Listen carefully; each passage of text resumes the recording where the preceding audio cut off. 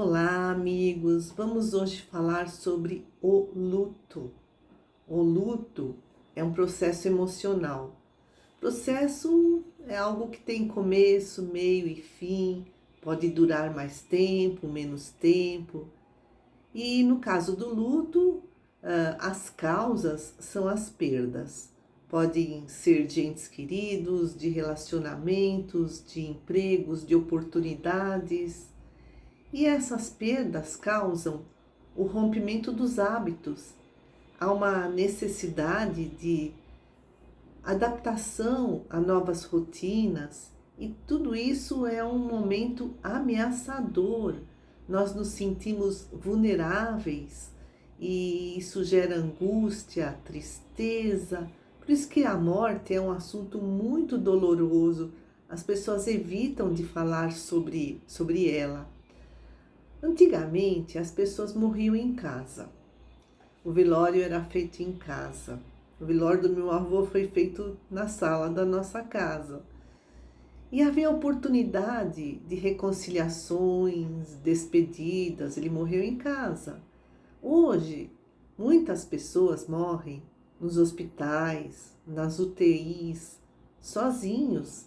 As crianças não vão visitar os seus parentes nos hospitais, não há oportunidade de reconciliação, de despedida. E nesses tempos de pandemia, no início, não houve velórios, os caixões eram fechados. E nessa circunstância, a experiência do luto sofre uma ruptura. Essa ruptura exacerba o sentimento de irrealidade. A gente vai falar daqui a pouquinho da fase da negação. Parece que o falecido está presente e não está, porque o velório é um consolo.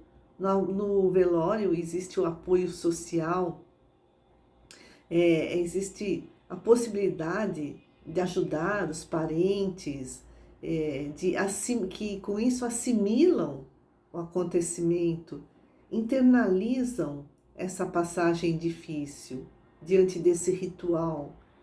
E muitas pessoas também colocam a morte de seus entes queridos nas redes sociais, no Facebook. Além de comunicar também, é uma forma de aliviar a dor da perda. Então, se a morte já era um tabu, hoje em dia, esse tabu ficou ainda maior.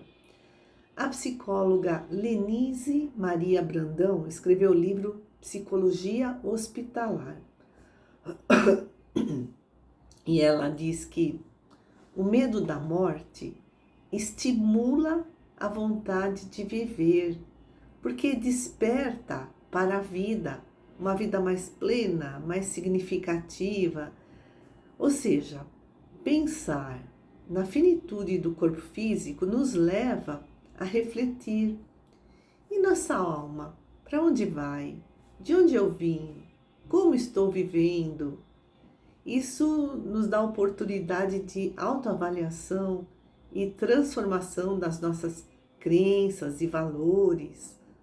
Confúcio, grande filósofo chinês, viveu no século V a.C., escreveu: quando você nasceu, você chorou e o mundo se alegrou.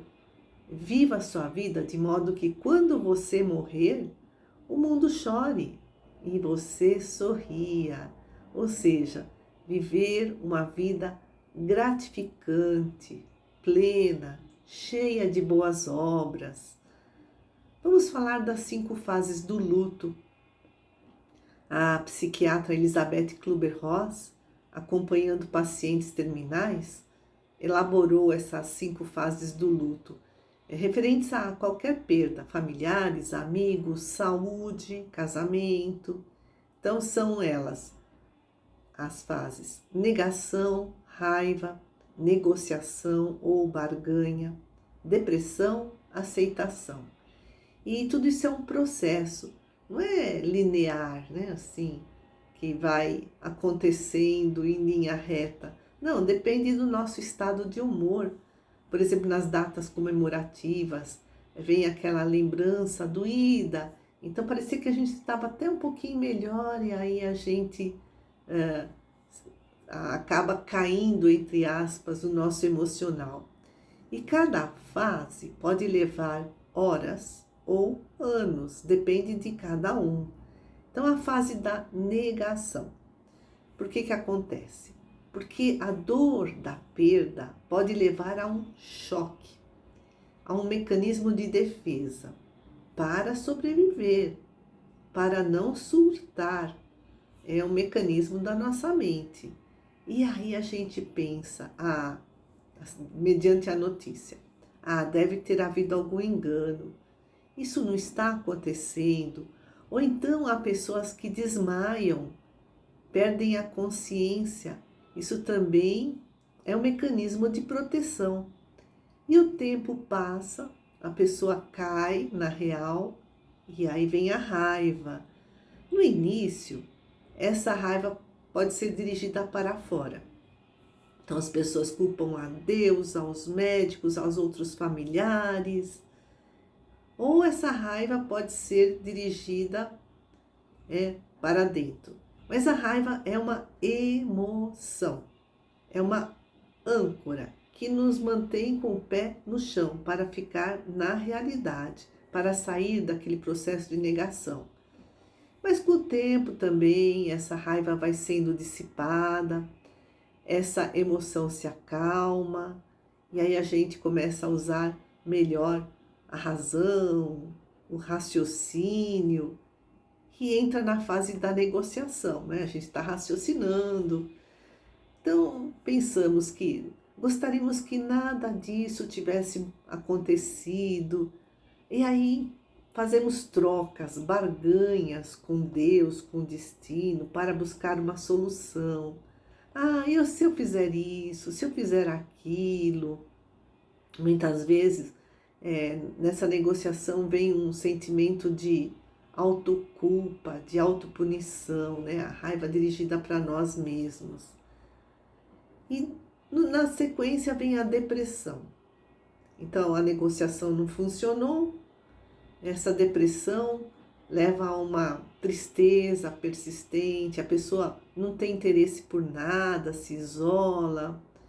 Pode ser uma depressão leve, em que o apoio social pode ajudar muito, mas se for uma depressão intensa, é necessário até terapia e medicação. E com um tempo a pessoa volta ao presente, retoma a sua vida cotidiana e sai da depressão. E entra na fase de aceitação. Aí nesse momento ela se adaptou à situação da falta. E a partir de então ela vê novas perspectivas para a sua vida. Tudo isso é um processo. Cada uma dessas fases precisa ser vivida, sentida, compreendida, para que o luto seja saudável. Porque se nós sufocarmos a dor, se nós ficarmos constantemente isolados, se nós ficarmos nos culpando, não fiz tudo o que eu podia, aí não saímos da depressão e o luto se torna patológico e precisa de ajuda médica. A doutrina espírita esclarece, consola e ela ajuda a elaborar as 5 fases de uma forma mais suave e chegar a essa fase da aceitação com mais tranquilidade e em menos tempo, porque entendemos que não houve uma separação definitiva. Houve até logo, né? Um dia nos reencontraremos. E as crianças? Como lidar com as crianças enlutadas? Cada criança, cada idade tem um entendimento diferente, mas elas percebem a mudança no ambiente, a mudança nas emoções das pessoas da sua família. É preciso conversar com elas, explicar-lhes que a morte faz parte da vida, é todo um ciclo, é algo natural. Explicar com palavras simples, Muitas pessoas falam até de boa vontade, mas acabam trazendo consequências negativas. Então, há adultos que dizem para as crianças: ah, fulano dormiu para sempre, descansou. Aí a criança pode ficar até com medo de dormir. Ela fica esperando a pessoa um dia acordar. Ou outros dizem assim: ah, fez uma longa viagem, foi embora. E a criança pode pensar que todos que vão viajar nunca mais voltarão. Cada criança passa pelo processo de luto, então, né, ela também passa pelo processo de luto. Não podemos criar culpa, medo, traumas. Precisamos deixar a criança expressar o que sente. Às vezes, ela não sabe expressar a raiva em palavras. E aí ela assume um comportamento agressivo, mas é preciso apoio, diálogo, compreensão, muita paciência.